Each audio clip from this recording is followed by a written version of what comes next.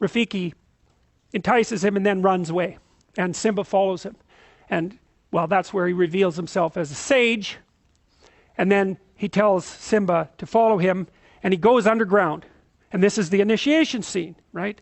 Which we talked about at the beginning of the class. This is the descent into the underworld. And it's a prerequisite to radical personality transformation. So anyways, he goes through this horrifying underground tunnel system where everything's all tangled up, which is, you'll know if you ever fall into chaos, that everything down there in chaos is tangled up. It's a tangled mess. And and there's horrifying music going on in the background, and he goes deeper and deeper until Rafiki says he finds a pool in the middle of the chaos, a deep pool. And that's another symbol of the self. It's the deep unconscious. There's something down there that's alive that can be drawn up to the surface.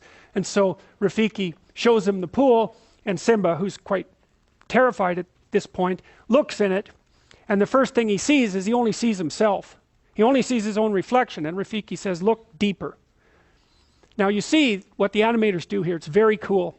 So there's Simba, and there's his reflection, but you see that is already half his father, and you look at the difference in the eyebrows and the look. So there's a tightness of jaw and a firmness of face that's starting to manifest itself there, and that means that he's starting to see the man he could be beyond the adolescent. That's a good way of thinking about it. And then all of a sudden, well, that's a whole different face, right? That's a seriously different face. Very judgmental as well. So it's not naive by any stretch of the imagination. But, we know his father's a good guy. And so there's something archetypal about this. And so he sees the man he could be reflected back to him, and then that actually becomes a cosmic event. And we switch up to the sky instead. And so Mufasa manifests himself basically as a solar deity. And he tells Simba that he's forgotten who he is, which is the son of a king, and that he should remember that and start acting like it. And that's an archetypal idea. So if you're just a useless adolescent, then you've forgotten who you are. And the consequence of that is that the state is going to fall apart around you, and you're not going to do anything to fix it, and you're not going to be good for anything, and no one's going to be able to rely on you, and you're going to be all whiny and resentful.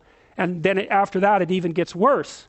And so that's basically what Mufasa tells him. And so Simba is like blown away by this vision, right? Because he sees what he could be and also what he's not, which is pretty damn horrifying.